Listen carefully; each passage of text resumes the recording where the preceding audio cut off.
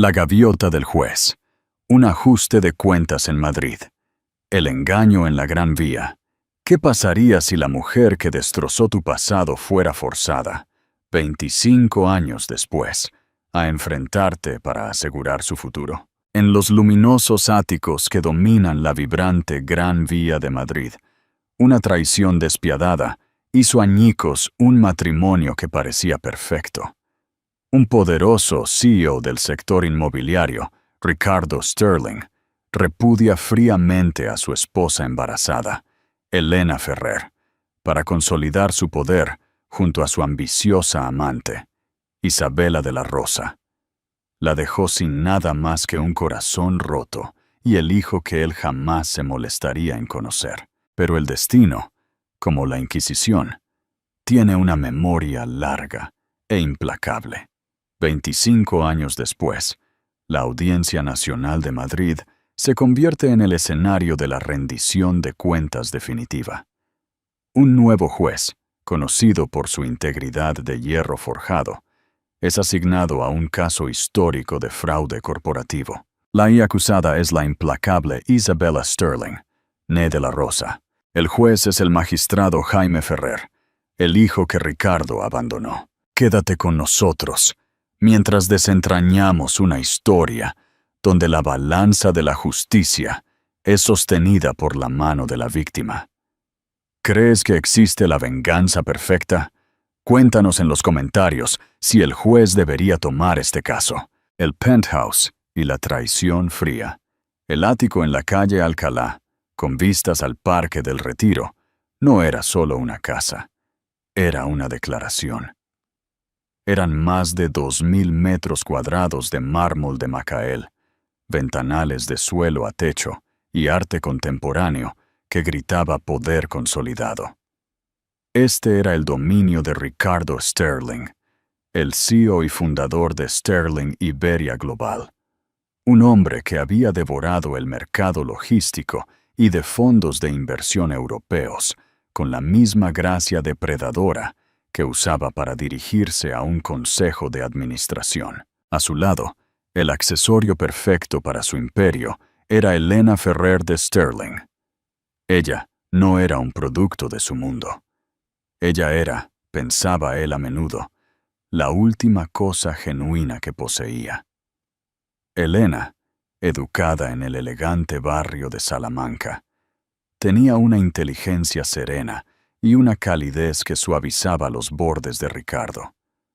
Dirigía 3 de las fundaciones benéficas más importantes de la ciudad, no por las fotos, sino porque realmente creía en su trabajo. Esa noche, celebraban el evento anual de la Fundación Sterling. Hombres con trajes a medida de Savile Row y mujeres con diamantes de talla brillante llenaban el espacio. El aire espeso con el aroma de la opulencia y el susurro de alianzas estratégicas. Ricardo, querido.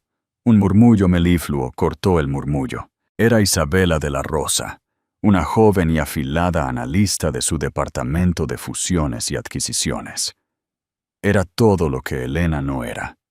Morena, de mirada penetrante que no solo te miraba, sino que te tasaba. Llevaba un vestido carmesí que parecía pintado sobre su figura. Un deliberado corte de color en una habitación llena de tonos neutros elegantes.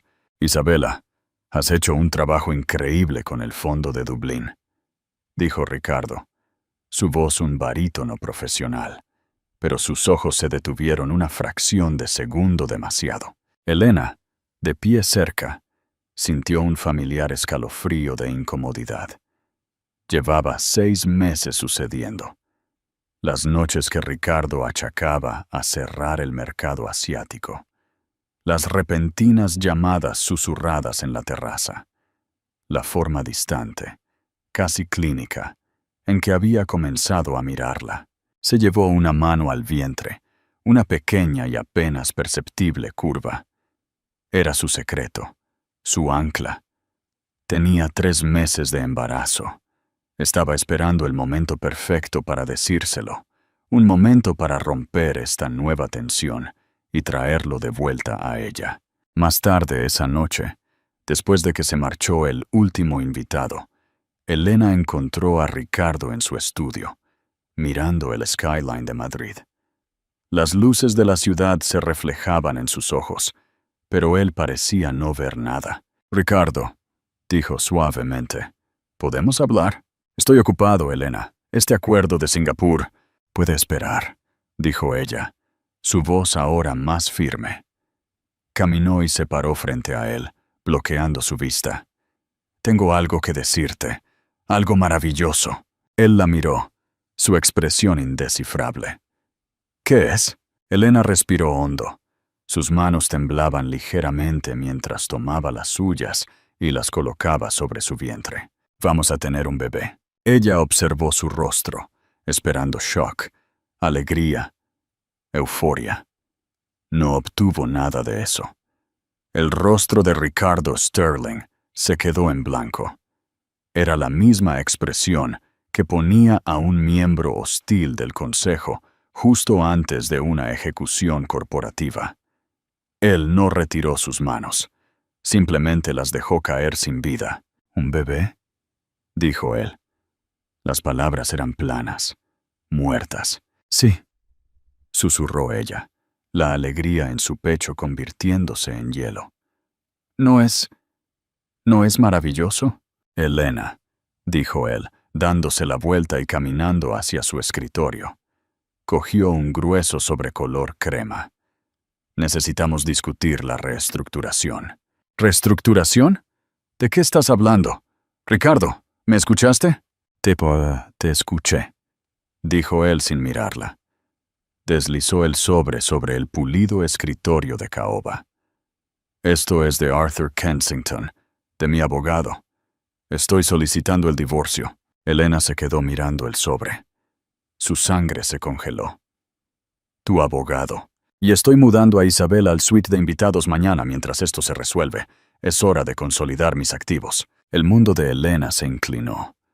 La habitación, el mármol, el vidrio, todo se difuminó en un vórtice de dolor. «¿Isabela?» Se ahogó. Esa niña del vestido rojo. «Ricardo, no. Estoy embarazada de tu hijo». Él finalmente la miró. Sus ojos no estaban enojados ni tristes. Estaban aburridos. Eran calculadores. «Eso», dijo Ricardo Sterling, enderezándose la corbata. «Es una complicación desafortunada. Para ti. No para mí. Verás, Elena, en los negocios, cortas tus pérdidas. No duplicas la apuesta en una inversión fallida». Se dio la vuelta hacia la ventana, la ciudad reluciente reflejando su ambición. «Tendrás noticias de Arthur por la mañana. Será generoso, estoy seguro, dentro de lo razonable».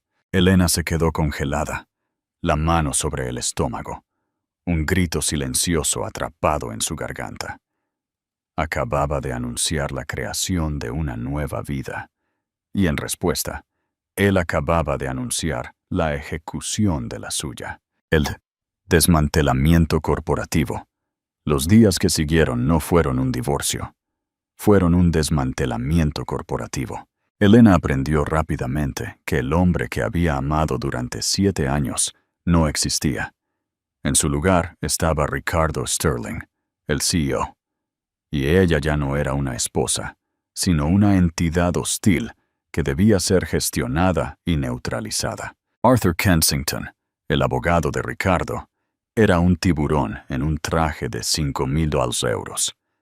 Se reunieron en una sala de conferencias estéril en el piso 50 del edificio de Sterling Iberia Global. «Señora Sterling», comenzó Kensington, con una sonrisa que nunca llegó a sus ojos. «Ricardo está preparado para ser muy equitativo».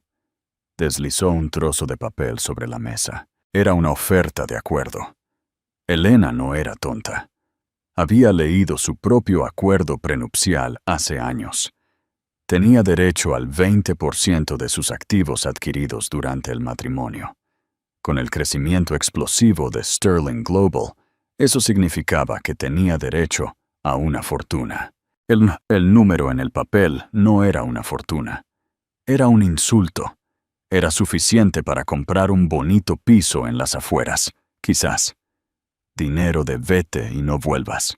Esto es un error, dijo Elena, su voz temblando pero fría. El prenupcial establece... Ah, el prenupcial, interrumpió Kensington. Sí, un documento. Pero los documentos, señora Sterling, están sujetos a interpretación. Y por supuesto, los activos son un concepto muy fluido.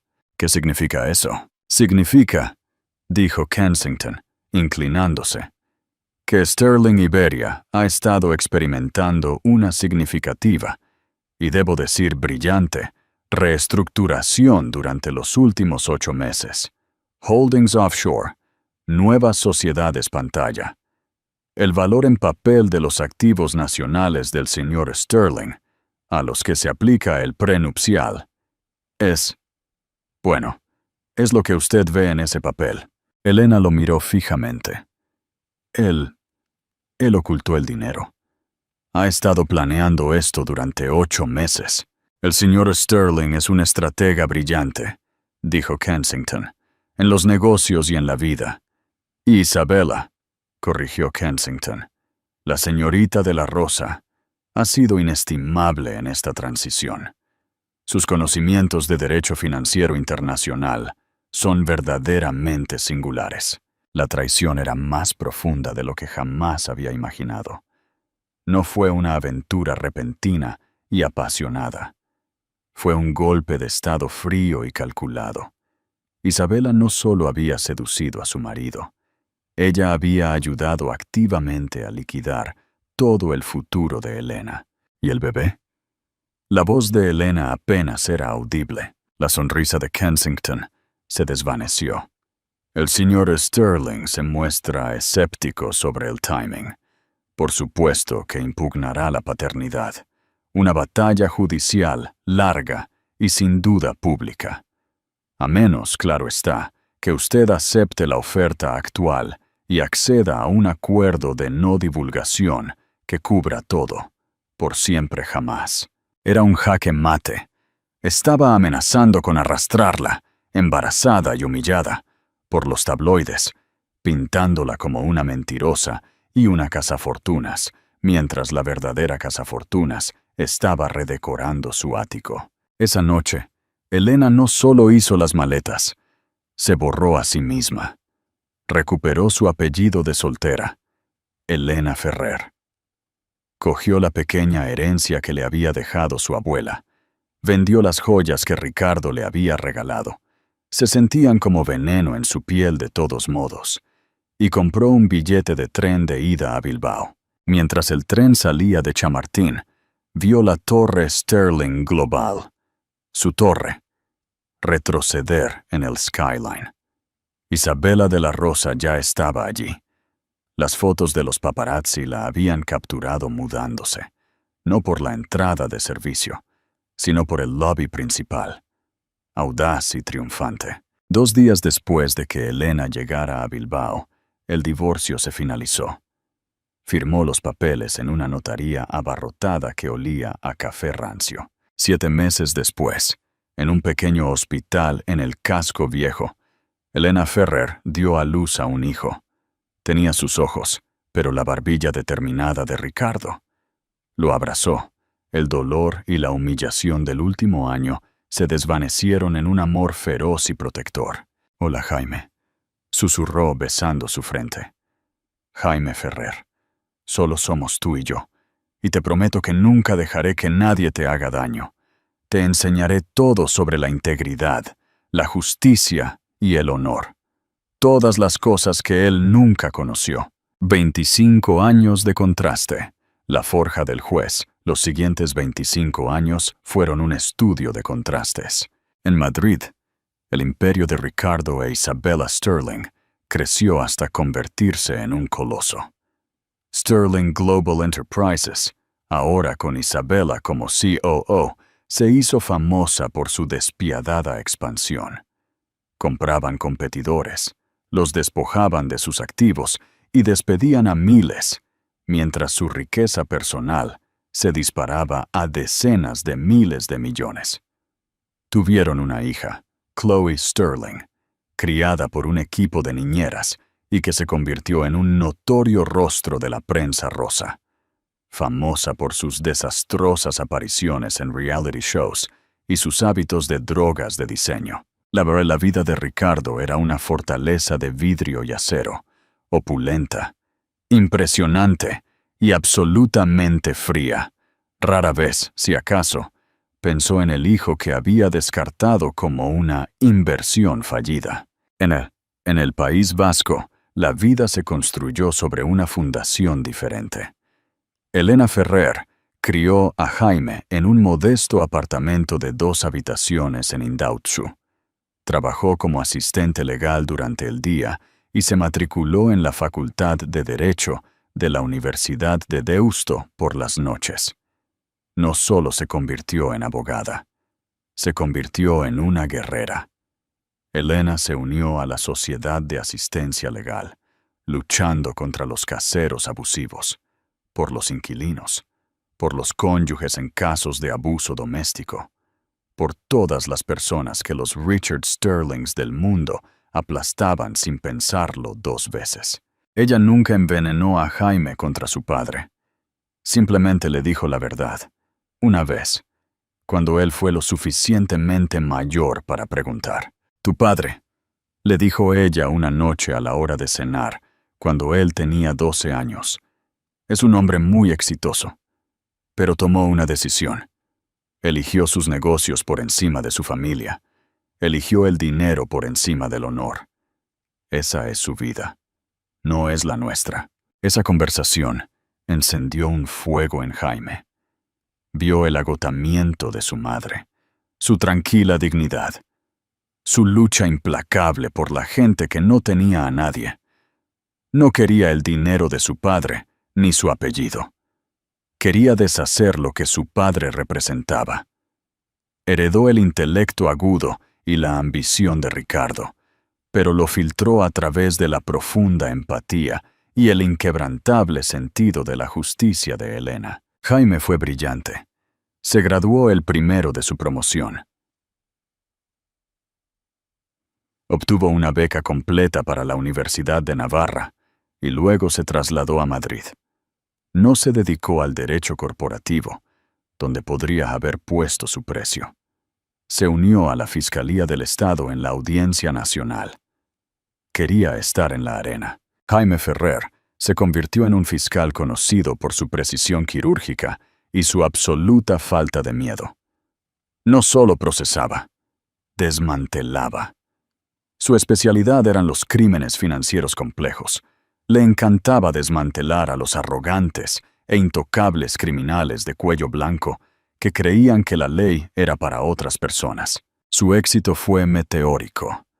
Tras 8 años como fiscal, su reputación de integridad e intelecto fue tan profunda que cuando se abrió una vacante en el Banco Federal de la Audiencia Nacional, su nombre estaba en la cima de la lista.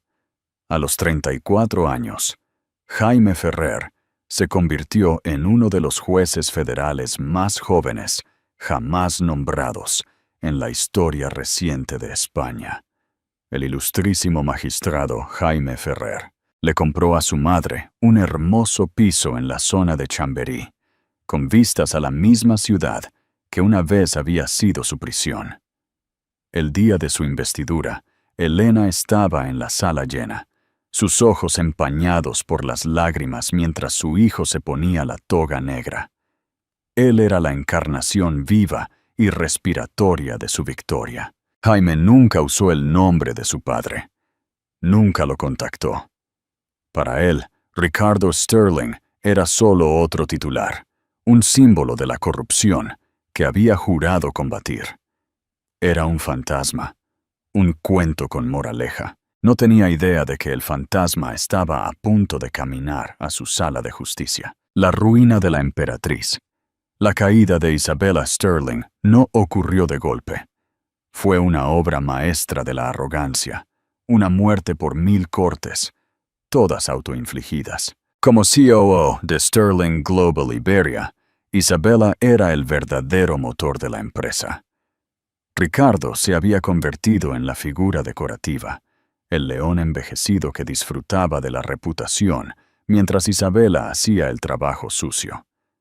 Ella era más audaz que Ricardo, más imprudente. No solo doblaba las reglas, las reescribía. Su gran proyecto era la iniciativa Helios, una adquisición multimillonaria de empresas de energía sostenible en toda América del Sur. Estaba destinada a lavar la imagen de Sterling Global y ser su logro culminante. Pero la iniciativa Helios era una mentira.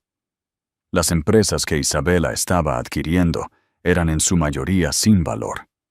Eran sociedades pantalla, muchas de las cuales controlaba secretamente a través de un laberinto de cuentas offshore registradas en Panamá y las Islas Caimán.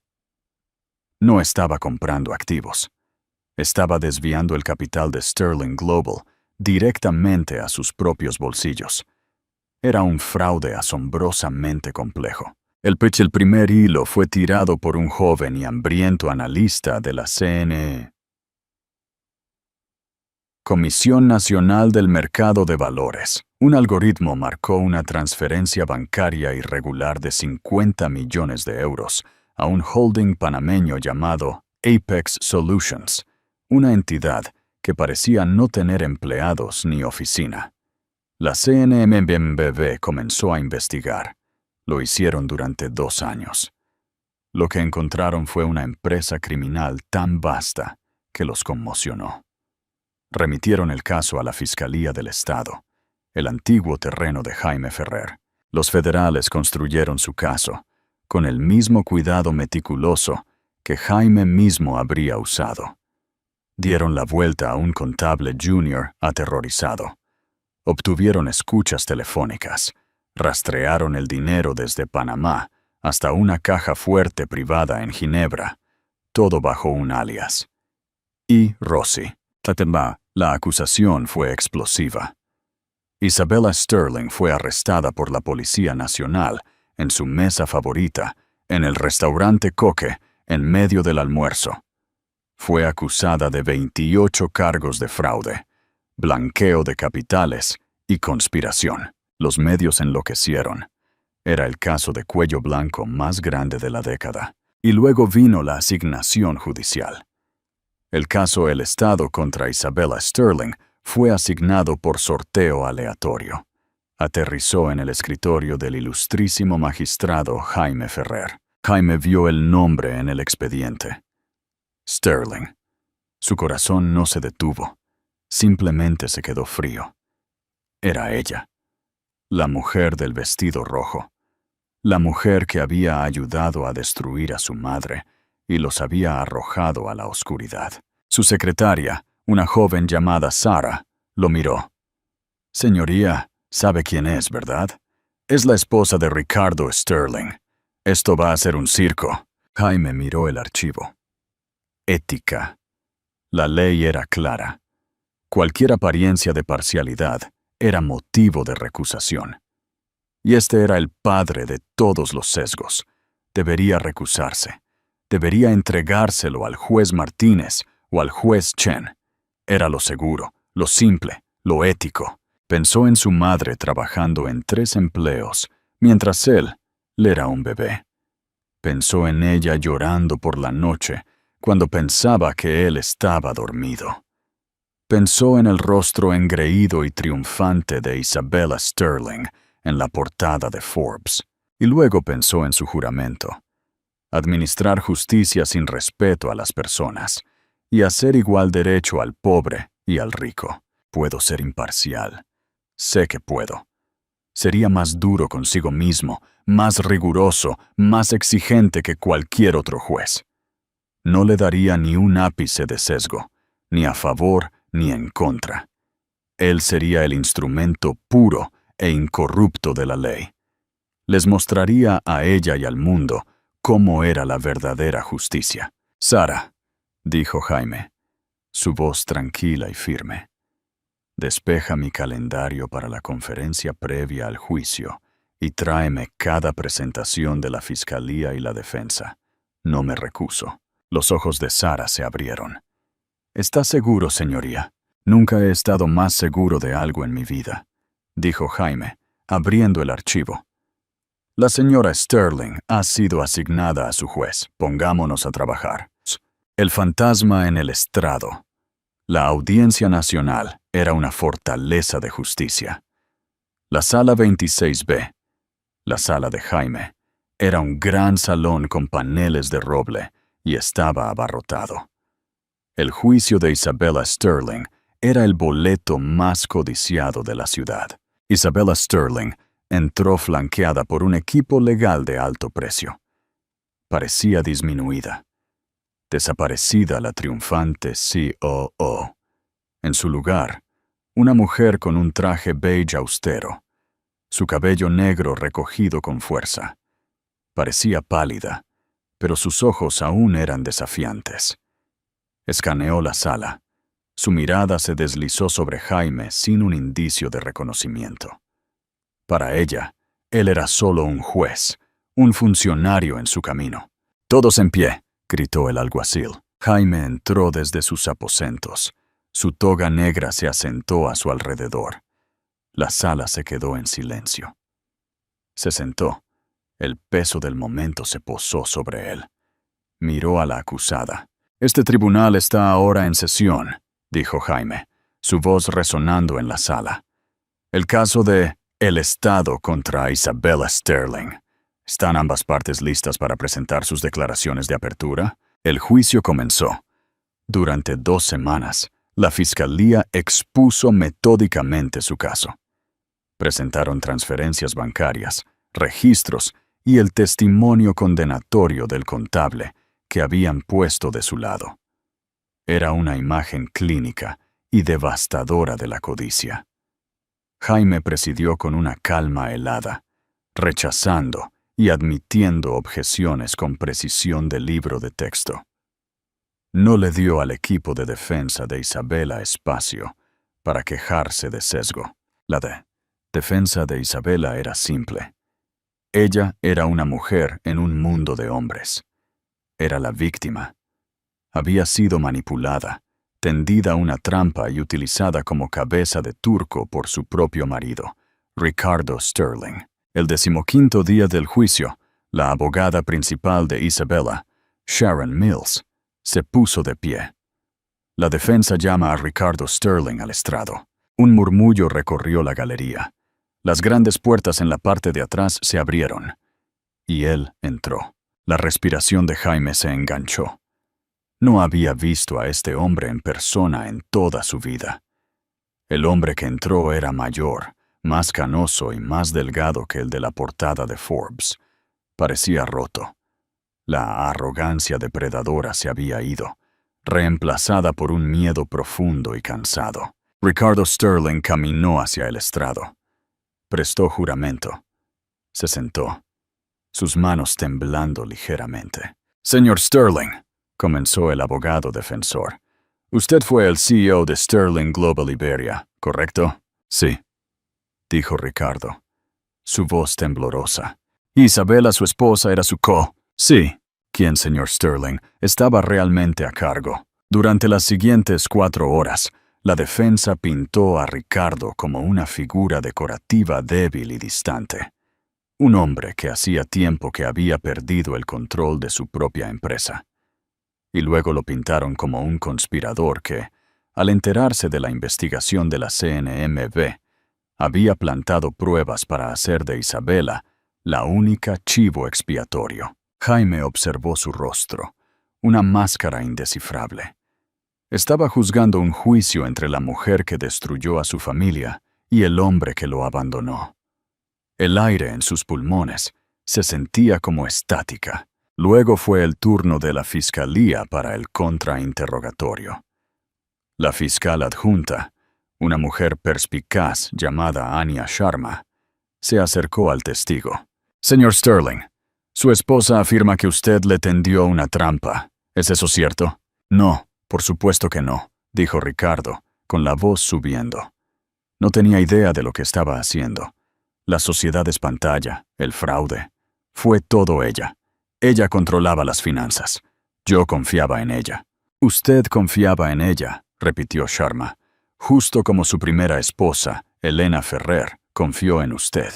¿Es eso correcto? ¡Objeción!, gritó la defensa. Relevancia, esto es un asesinato de carácter. Admitida, dijo Jaime, su voz nivelada, aunque sus nudillos estaban blancos en su mazo. El jurado ignorará la última declaración. Señorita Sharma, continúe. Sharma asintió. El punto ya estaba hecho. Proyectó un nuevo documento en la pantalla. Señor Sterling, ¿puede identificar este documento? Era una transferencia bancaria de Sterling Global a la sociedad pantalla panameña, Apex Solutions. Pero esta era diferente. No estaba autorizada por Isabela. Estaba autorizada por R. Sterling. Ricardo se quedó mirando. No recuerdo esto. Esa es su firma, ¿no es así? Presionó Sharma. Parece que sí, pero yo... Isabela, ella manejaba todo eso. Debe haberla falsificado. Entonces, su testimonio, dijo Sharma, es que usted es un co-conspirador o un completo idiota. ¿Cuál de las dos es, señor Sterling? Objeción, admitida, dijo Jaime. Miró a su padre. El hombre en el estrado era un mentiroso, un cobarde y un tonto. Era patético. Toda la ira que Jaime había contenido durante 25 años simplemente se evaporó. Fue reemplazada por una piedad fría y vacía. Este era el hombre que su madre había amado. Este era el hombre que lo había tirado. No era nada. El juicio continuó. Pero mientras Jaime observaba la dinámica entre Ricardo e Isabela, dos serpientes devorándose mutuamente en el estrado, no tenía idea de que el verdadero giro, el que rompería el caso y su propia compostura, aún estaba por llegar. El archivo vintage de la venganza. El juicio estaba en su tercera semana. El testimonio de Ricardo Sterling había dañado la defensa, pero también lo había implicado, creando un escenario de dos ejecutivos corruptos. La defensa de Isabela se apoyaba en la idea de que ella era el archivo expiatorio. El jurado parecía confundido. Fue entonces cuando la fiscalía anunció un testigo de refutación sorpresa. La gente llama a María Sánchez al estrado. Una mujer pequeña y nerviosa de unos 60 y tantos años entró en la sala. Parecía aterrorizada. ¿Quién es esa?, susurró Isabela, en pánico a su abogado. Señora Sánchez, ¿dónde estuvo empleada durante los últimos 30 años? Yo fui asistente ejecutiva, dijo María, su voz suave, en Sterling Global Enterprises. ¿Y para quién trabajó específicamente? Al principio trabajé para el señor Sterling. Luego fui asignada a la señorita de la Rosa cuando fue ascendida. Isabella Sterling se puso blanca. ¿Fuiste la asistente personal de Isabella Rossi? Sí, durante 28 años. Yo me jubilé hace 2 años, justo antes de todo esto. Señora Sánchez, dijo Sharma, caminando lentamente hacia el estrado. Durante su tiempo como asistente de la señora Sterling, ¿estaba al tanto de sus tratos financieros? Objeción, gritó la defensa. Privilegio, rumores. La testigo puede testificar sobre sus propias observaciones, consejero, dijo Jaime, sus ojos fijos en María. Rechazada. Proceda, señorita Sharma. Yo vi cosas, dijo María, sus manos temblando. Administré sus calendarios privados, sus viajes privados y sus archivos privados. Cosas que no estaban en el servidor de la empresa. ¿Y qué había en esos archivos? Ella era muy particular. Guardaba libros de contabilidad, los reales, no los que le daba a los contables. Tenía una caja fuerte privada detrás de un cuadro en su oficina. Ella me hizo vaciarla cuando se enteró de que la CNMV estaba investigando. Me dijo que lo triturara todo. ¿Y lo hizo?, preguntó Sharma. María respiró hondo y tembloroso. No, yo no pude. Lo que estaba haciendo estaba mal. Ella No era una buena persona. Ella despidió a mi hijo de la sala de correo porque estuvo enfermo una semana.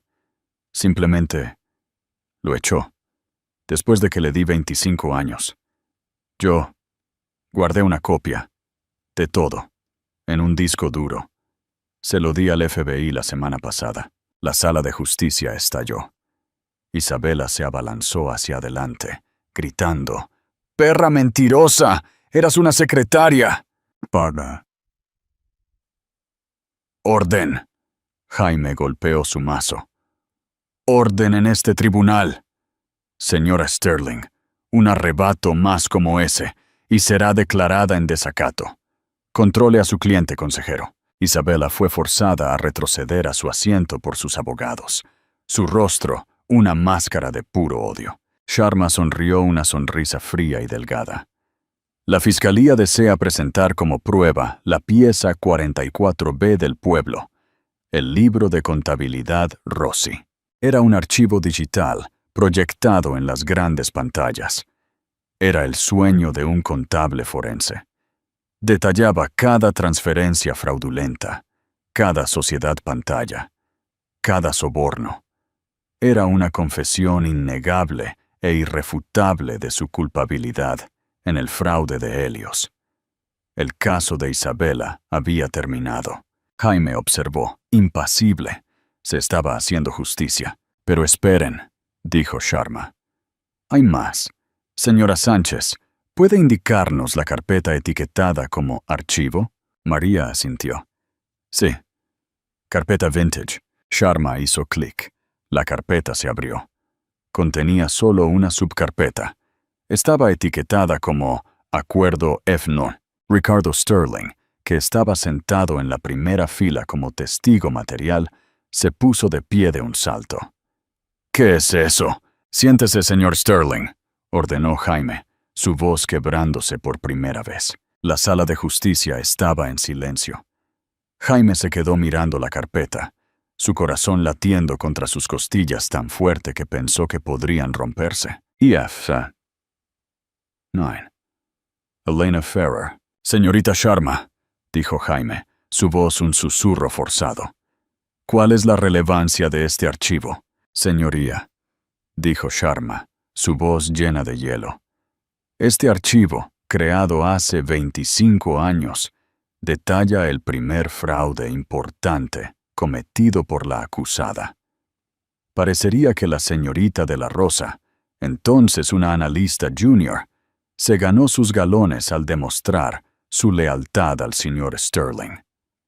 Este archivo contiene una lista detallada de cuentas en la sombra, holdings offshore y activos ocultos creados con el propósito específico de ocultar el verdadero patrimonio neto del señor Sterling a su esposa durante sus procedimientos de divorcio. Proyectó un memorando. Era de Isabela a Ricardo. Asunto: Gestión de activos F. Rick, he movido los 400M del fondo Lehman a las 3 nuevas entidades Cayman. Su abogada nunca lo encontrará.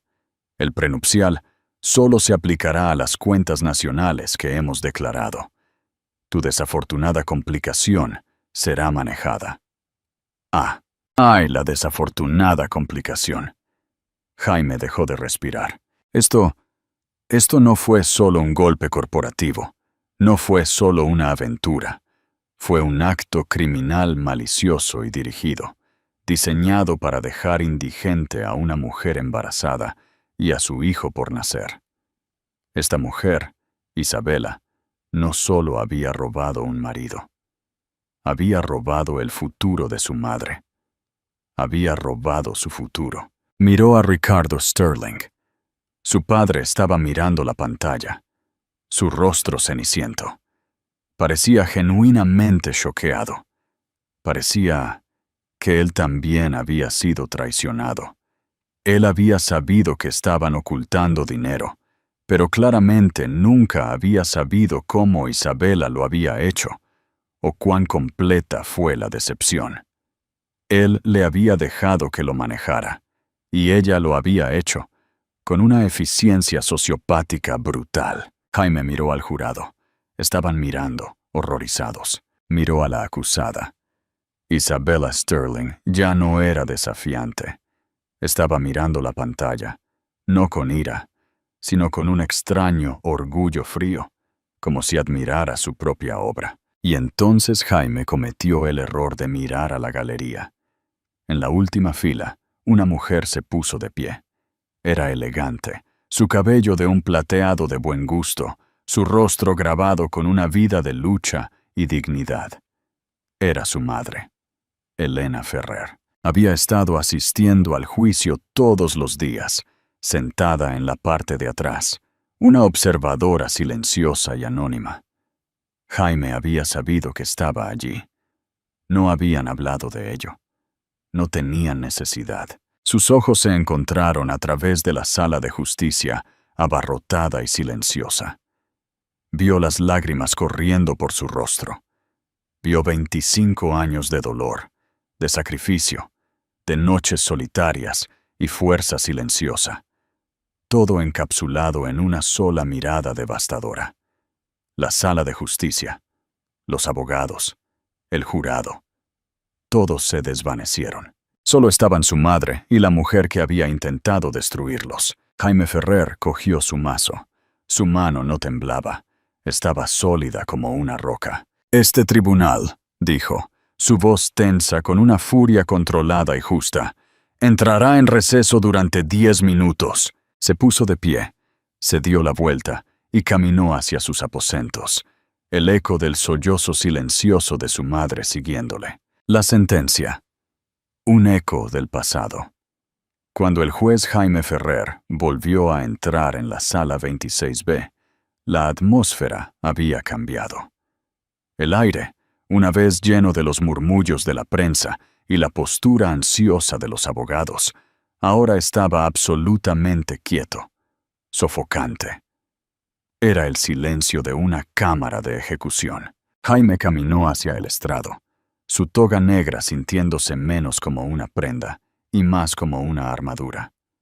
Se sentó, y el peso de su cargo se posó sobre él, una presión familiar y reconfortante. Ya no era el hijo. Él era el tribunal. Miró a la mesa de la defensa. La abogada principal de Isabella, Sharon Mills, parecía cenicienta. El libro de contabilidad Rossi y el archivo del acuerdo EF no solo habían destruido su caso, lo habían vaporizado. ¿Tiene la defensa un argumento de cierre?, preguntó Jaime, su voz un tono plano y neutro que resonó en la sala con forma de tumba. Mills se puso de pie, sus movimientos rígidos. No podía refutar la evidencia, no podía alegar inocencia. Todo lo que le quedaba era una súplica desesperada. «Señoras y señores del jurado», comenzó, su voz forzada. «Lo que han visto, lo que han oído, es una historia de un mundo complejo y difícil, un mundo de altas finanzas, donde las líneas están borrosas. La señora Sterling fue una participante. Sí, pero ¿fue ella la arquitecta? ¿O fue un producto de un entorno creado por el hombre sentado en esa primera fila? ¿Ricardo Sterling? ¿Fue ambiciosa? Sí. ¿Fue despiadada? Sí. Pero, ¿fue todo ella? ¿O fue, al final, la que se quedó con la bolsa por una generación de malversación corporativa? Encuentren la duda razonable en eso. Se sentó. Fue débil, patético, y todos lo sabían. Luego la fiscal, Anya Sharma, se puso de pie. Caminó no hacia el jurado, sino al centro de la sala, parándose directamente entre Isabella y Ricardo. «Duda razonable», comenzó, su voz un latigazo. «Hablemos de lo que es razonable. ¿Es razonable creer que la acusada creó accidentalmente 2 docenas de sociedades pantalla? ¿Es razonable creer que accidentalmente desvió 4.000 millones de euros de su propia empresa? ¿Es razonable creer que el libro de contabilidad Rossi, una confesión meticulosa y detallada de cada uno de sus crímenes, es una obra de ficción. Caminó hacia el jurado. La defensa quiere que vean líneas borrosas. Permítanme aclararlas. La acusada, Isabella Sterling, es una depredadora. Lo ha sido durante toda su carrera. Vimos la prueba. Vimos el archivo etiquetado como Acuerdo F. Vimos cómo comenzó su carrera conspirando para defraudar criminalmente a una mujer embarazada, para dejarla, a ella y a su hijo, por nacer en la indigencia, para su propio beneficio personal. Esto no es una línea borrosa. Esto es un patrón. Esto es quién es ella. Lo que le hizo a Elena Ferrer hace 25 años fue el modelo para lo que le hizo a Sterling Global. La única diferencia fue la escala, señaló a Isabella. Ella no es un producto de su entorno. Ella es el entorno. Ella es la podredumbre. Toda su vida, todo su imperio es un fraude. Y hoy ese fraude termina. Encuentren la culpable. Encuentren la culpable de los 28 cargos. Envíen un mensaje de que la ley no es solo para el pobre o el débil. Envíen un mensaje de que los titanes pueden caer. Y deben hacerlo. Jaime entregó sus instrucciones al jurado. Eran las 11 p.m. La espera fue agonizante. A las 12:04 p.m. sonó el timbre. El jurado tenía un veredicto. Les había tomado 58 minutos, todos en pie. La sala estaba eléctrica. Señor presidente, dijo Jaime, su voz firme. ¿Ha llegado el jurado a un veredicto? Hemos llegado, señoría. En el cargo de conspiración para cometer fraude. ¿Cómo encuentra? El presidente tomó aire, culpable. Un sonido, mitad jadeo, mitad sollozo. Salió de la garganta de Isabella. Cargo por cargo. El presidente leyó el veredicto para los 28 cargos. Cada culpable fue un martillazo, un clavo en el ataúd de la vida de Isabella. Ricardo Sterling se hundió en su asiento, la cabeza entre las manos. Un hombre viendo cómo cincelaban su propio nombre en una lápida. Cuando se leyó el último culpable, la sala quedó en silencio. Isabella ya no lloraba. Simplemente estaba vacía. Jaime miró a su madre. Elena Ferrer tenía los ojos cerrados. Una sola lágrima, una lágrima de 25 años, trazaba lentamente un camino de reivindicación por su mejilla.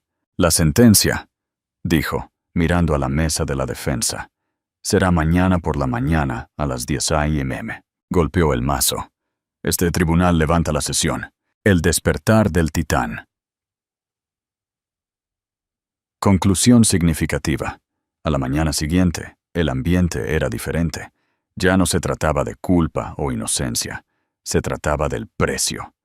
Isabella Sterling fue conducida, no en un traje beige a medida, sino en un mono naranja, mal ajustado, de emisión estándar. La inversión de poder era absoluta. Este tribunal está ahora en sesión para la sentencia de la acusada, Isabella Sterling, anunció Jaime. Isabella se puso de pie, sus cadenas sonando. Miró al estrado, sus ojos salvajes, buscando, y por primera vez aterrizando en Jaime, realmente viéndole, no como un juez, sino como un hombre. «Su señoría», comenzó su voz, un susurro desesperado y quebrado. Por favor, sé cómo se ve esto, sé lo que escuchó, pero eso no fui solo yo. Yo era ambiciosa, sí. Cometí errores terribles, pero era el mundo en el que estaba. Era un mundo de hombres. Hice lo que tenía que hacer para sobrevivir. Ricardo, él lo exigió. Él exigió el éxito. Él me empujó. Tengo una hija, Chloe. Ella me necesita. Está en problemas. Por favor, su señoría, le ruego clemencia. No me quite a mi hija. Se derrumbó en su silla, sollozando. Jaime la miró, su rostro una máscara. Dejó que el sonido de sus sollozos llenara la habitación por un momento largo y frío. Clemencia, dijo Jaime, su voz tranquila, pero cortó la sala. Usted pide clemencia por su hija. Un poderoso ruego. Hizo una pausa, sus ojos fijos en los de ella. El concepto de clemencia, señora Sterling, implica un entendimiento compartido de la justicia. Y la justicia es una deuda que debe pagarse. Jaime cogió el documento, el archivo del acuerdo EF. Usted era una analista junior. No estaba sobreviviendo en un mundo de hombres. Usted fue una arquitecta. Vio un objetivo, una mujer embarazada, y vio una oportunidad. Vio una forma de probar su valor al destruir una vida antes de que pudiera siquiera comenzar. Usted no solo defraudó a una empresa, señora Sterling. Usted construyó toda su carrera sobre la tierra quemada de las vidas de otras personas. Isabela levantó la vista, confundida. ¿Qué tiene eso que ver con...? Tiene todo que ver con eso. La voz de Jaime de repente retumbó. La calma judicial se rompió, revelando la furia justa debajo. Tiene todo que ver con su carácter, con su motivo, con su completa y total falta de remordimiento. Usted no solo cometió errores, usted tomó decisiones.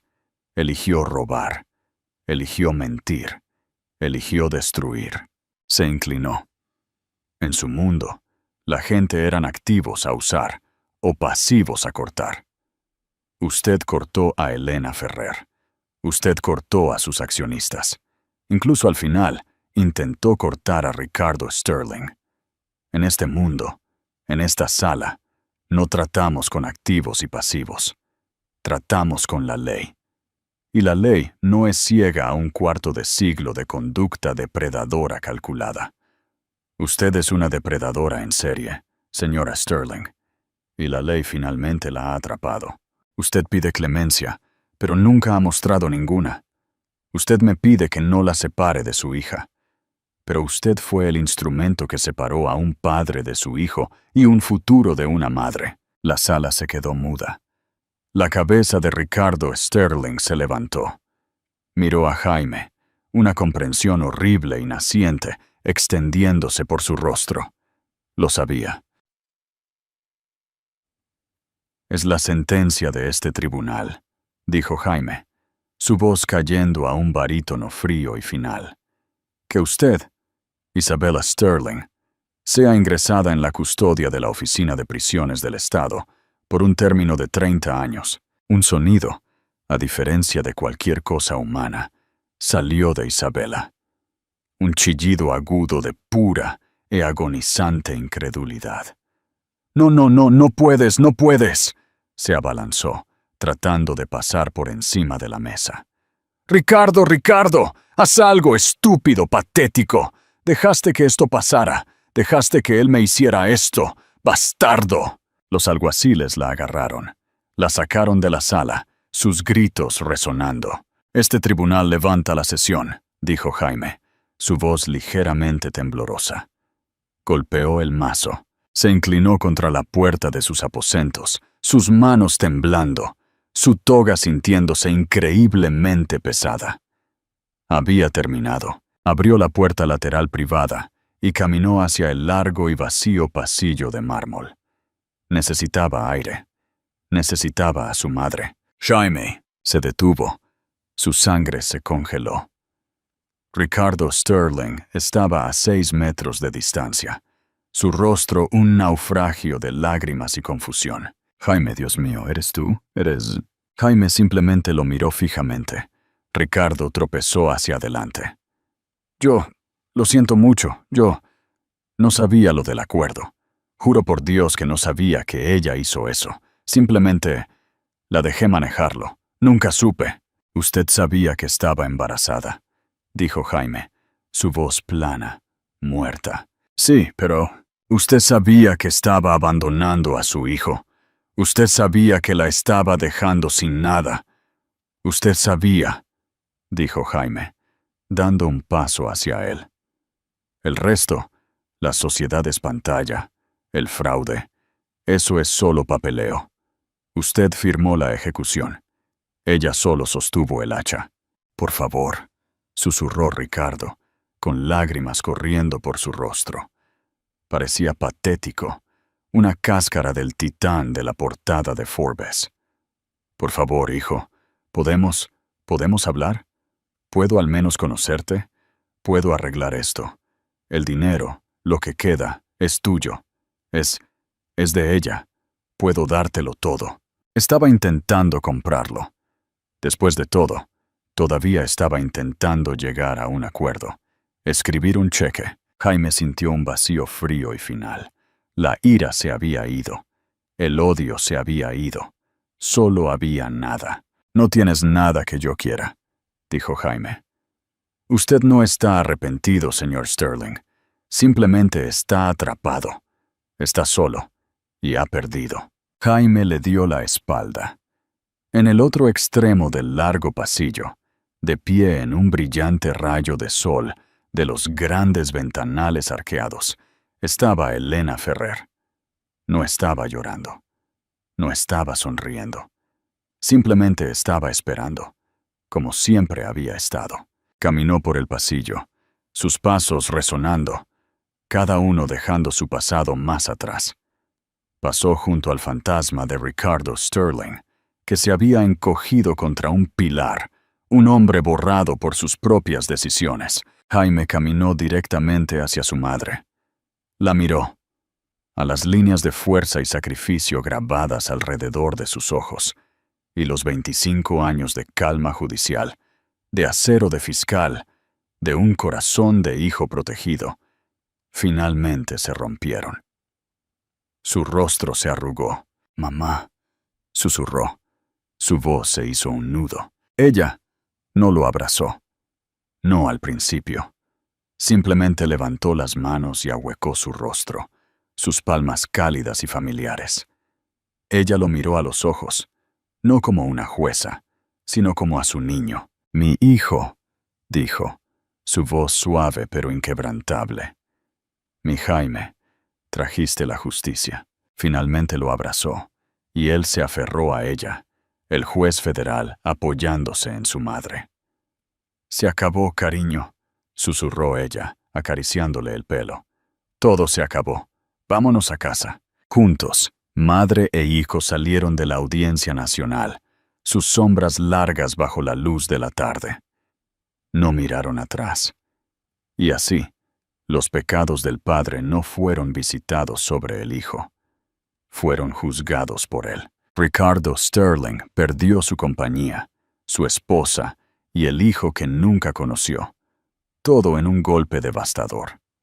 Isabela aprendió que una vida construida sobre el engaño siempre acabará por desmoronarse. Y el magistrado Jaime Ferrer y su madre Elena finalmente cerraron una herida de 25 años, demostrando que los imperios más fuertes no se construyen sobre el dinero o el poder, sino sobre la integridad y la verdad. Interacción y llamada a la acción. CTA. ¿Qué te parece? ¿Crees que el juez Jaime tomó la decisión correcta al no recusarse, incluso si era su propia madrastra? ¿O crees que la justicia siempre debe ser totalmente ciega, sin importar el costo personal? Déjanos tu opinión abajo en los comentarios y comparte esta historia con un amigo que necesite un recordatorio de que la venganza, a veces, se sirve con una toga negra. No olvides suscribirte para más historias de justicia de la vida real.